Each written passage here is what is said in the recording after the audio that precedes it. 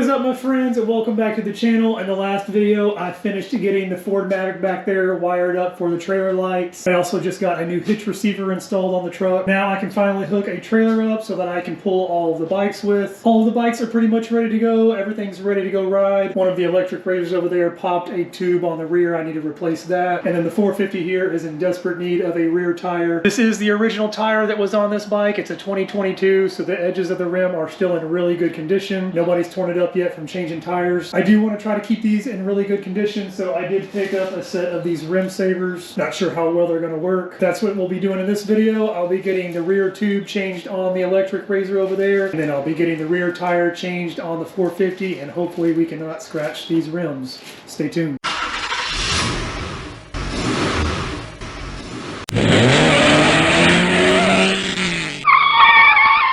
If you didn't see the last video, as always, go check it out. I got the Ford Maverick wired up for the trailer lights. Jagger's 50 is good to go. We ride this thing pretty often. I like to keep gas running through that carburetor. Even if it's not him riding it, we'll get on it together and we'll ride it up to the park. The 110 is definitely the most fun bike to ride. For the 450 back here, though, as I said, it desperately needs a rear tire. As you can see here, these center knobs are worn down quite a bit. These edges are very, very rounded off. I'm never going to be racing this thing, but it definitely needs more tread than that. Since it has been a while since I've changed this, I'm going to go ahead and start with the little razor over here first. This thing's pretty easy to knock out. I have changed the tube on this plenty of times. I haven't been buying the quality tubes for this. I just buy the cheap Amazon tubes. That's probably why they keep popping. I'm going to go ahead and get the wheel off of this one first, and we'll get the tube in this. These are the tire spoons that I've had for a very, very long time. They are the Motion Pro tire spoons. I like them. They have this little hook on the end. It makes it really, really easy to grab the tire and pull it up over the rim. However, I will say, as far as scratching rims, these things are probably the worst. They actually almost grip too much, and you have to kind of twist and turn to get them up out of there. Bought this thing a long time ago. It's just an extra long tire spoon, but this one actually has the spoon end on it. This one works good too, but as you can see, it's not very sharp. It doesn't really pinch. It doesn't really grab as well as these do. Decided to go ahead and invest in some new tire spoons. I did get this Tusk brand set. I don't know that I'll ever use this really big one, but I thought it was cool that it came with this. What I really liked was the really small tire spoons. These actually do have a pretty sharp edge on them, and I think it'll be a whole lot easier to get in there and grab that tire. I'll bust these open and see if they're any better.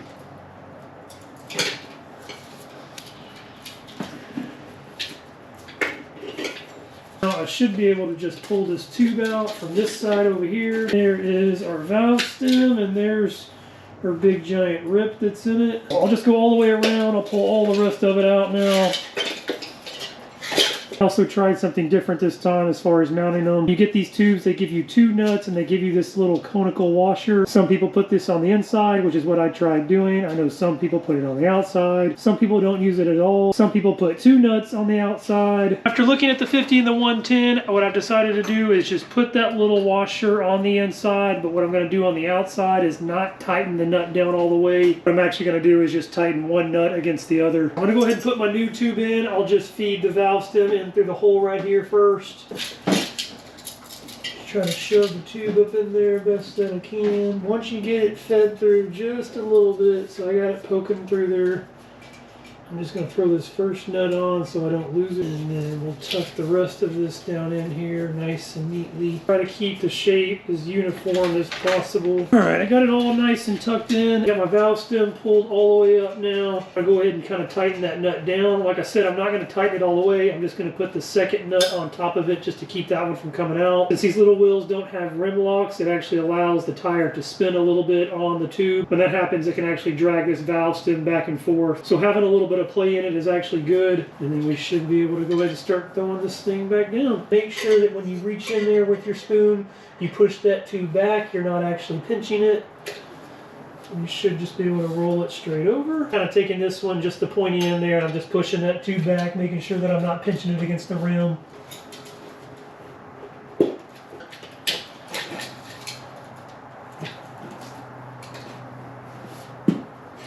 And there we go.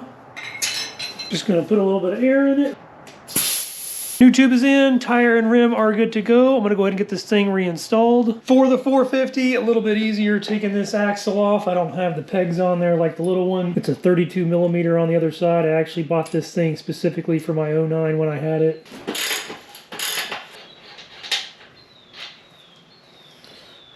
It's a nut and a washer. Give it a little tap out of there. Slide it all out. I don't have a tire changing stand, so I'm going to do the best that I can here with a bucket. I'm going to do the sprocket side first, and then I've got this little bar here. I don't know if it'll help out any, but it may keep that wheel a little bit centered on there. Give me a leverage point. Remove the valve stem on the inside just to let all the air out.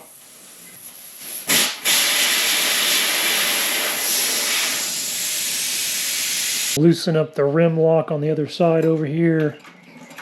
Won't take this nut off all the way, I'll just take it off all the way to the end. Shouldn't really need to use the rim savers at this point. I'm just trying to get behind it just to get it off that bead.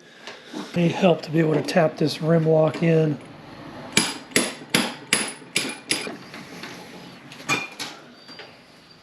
Go along the whole outside of the rim just to make sure you get it all off that bead. I'm going to throw one of these rim savers on the side over here, just kind of pop it into place.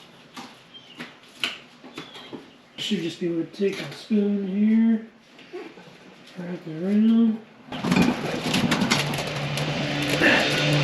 Not sure if you could hear that in the background. There's a kid down the street that's got a little dirt bike that's got a lawnmower engine in it. I'll throw the next one on over here on this side. Roll it over. Slide the next one into place here.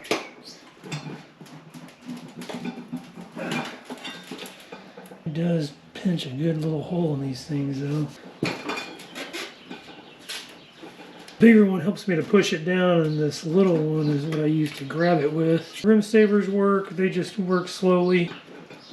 This thing should be ready to just pop right up off of there now.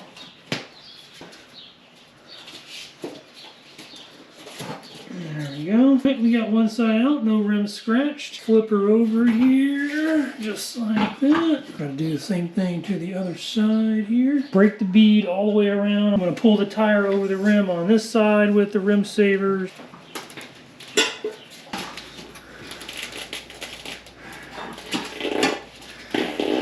These long ones don't bite the tire as good, but they definitely give you a lot of leverage.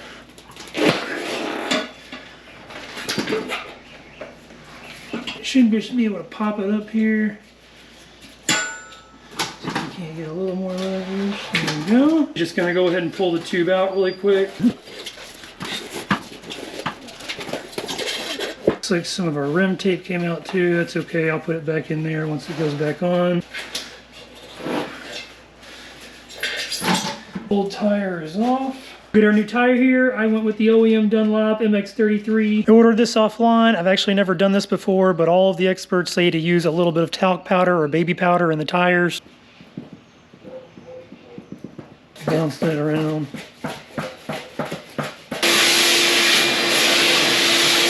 Just gonna shove the tube down in the tire now. Keep tucking it along. Everything should be pushed to the outside.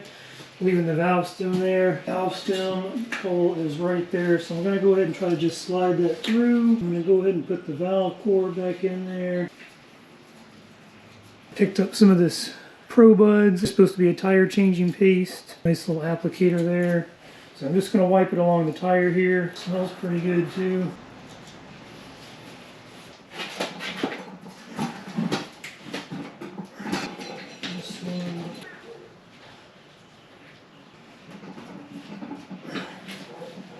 Last little section, it's really tight, so it's hard to get the rim saver in there. If you use the tire spoon, I think you can get enough leverage on there to actually reach it up in there though. Rim lock is right here. Flip that over, and it should give it a little press, and it should be ready to pop that side on. Rim lock, I know, is what's probably holding this thing up.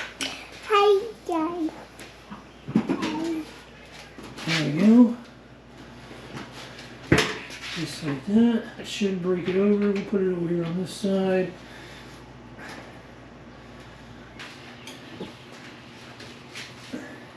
I may use them once I get to the other side. Pretty frustrated with this rim lock right now. Oh, we got it. Look at that. We scratched the crap out of this rim, but we got it. I was able to get everything up and over the rim lock. I kind of got tired of putting the rim savers on there, and I ended up just kind of grabbing it a couple of times, and I did scratch the rim there. Having these big ones, these really, really long ones, does help it give that leverage to get it over the rim lock on the other side. It doesn't seem like it sticks out that much further, but it is a lot to stretch this tire, especially when it is a brand new tire. Once you get it over the first side, to get over to the second one is actually much, much easier. You just kind of pinch it from both sides. Same thing, I just use the big ones here. Pull it up on both ends. If you can kind of just push in, you can actually push this up, and that lip will just feed right over. Tires should be good to go though. The hard part is done. All I have to do now is just get the other side on the bead. Gonna flip it over here now, just like that.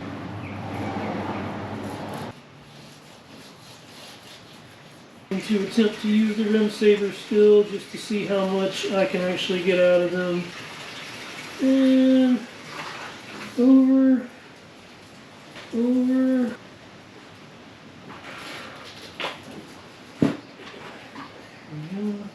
Should be able to slide this one off now.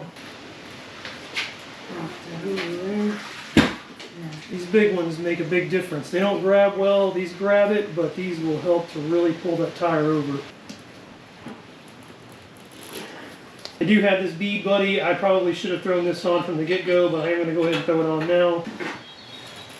Push it up and over. Go ahead and pull this one out. Binding the two there.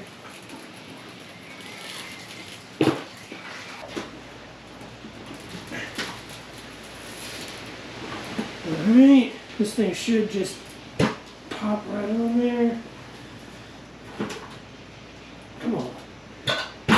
Tire is seated all the way around. I will say you just kind of have to take small bites. I did try to take really, really big bites. You can take the bigger bites with the longer ones. As far as the rim savers go, these things are quite junk. Do they work? Yes, they do work. They take a ton of extra time. Trying to fit these things in there to actually save the rim, that's what takes all the time. The tire is most of the time too tight to actually fit these things in. You have to go back in, find leverage points so that you can actually fit these things in there, and then actually get in there and bite it and put it over. You could probably change 2 tires in the amount of time that you change 1 with these things. They are pretty much one-time use. If you can see here, they are pretty much all torn up. It did come with 5 in the pack that I ordered. I only used 3 through the entire changing process. Even then, there was a few times that I got really annoyed and I was getting really frustrated. I just tossed them off to the side and ended up using the tire spoon by itself anyway. There's one little spot right there that I nicked. It's really on the top edge. There's another spot right there you can see that I nicked, and then one right there next to it. Take the bead buddy out, flip it over. You can see on the other side that I did hit it a few other times.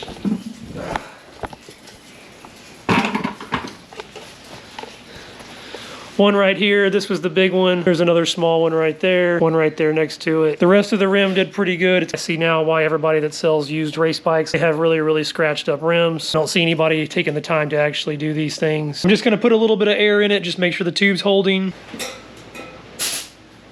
I got about 10 pounds in it right there. I did actually have to pump it up to about 15 pounds to get the lip of the tire on the bead on one side. I am going to end the video here. Tire, rim, everything is good to go. Like I said, the rim savers are kind of a bust. If you're somebody who's not racing and you really want to try to protect these things, you're not really running through tires, then maybe it works out for you. Somebody that's racing, obviously I'm not going to be racing. That's why I tried to do it. But if I did it again, I probably would use them. I just wouldn't use them in all the areas. There were certain times it was just too hard to tuck underneath. And yes, it did protect the rim, but it just took a whole lot extra time. I'm not going to be putting the wheel and rim back on just yet. I want to get some linkages and everything, all that stuff greased up really good while the rim is off of here. Really hope you guys enjoyed the video. If you did, please hit that like button. If you want to see anything else going on with the channel, see the bikes get put back together and finally getting ridden, hit that subscribe button, and I will catch you guys next time.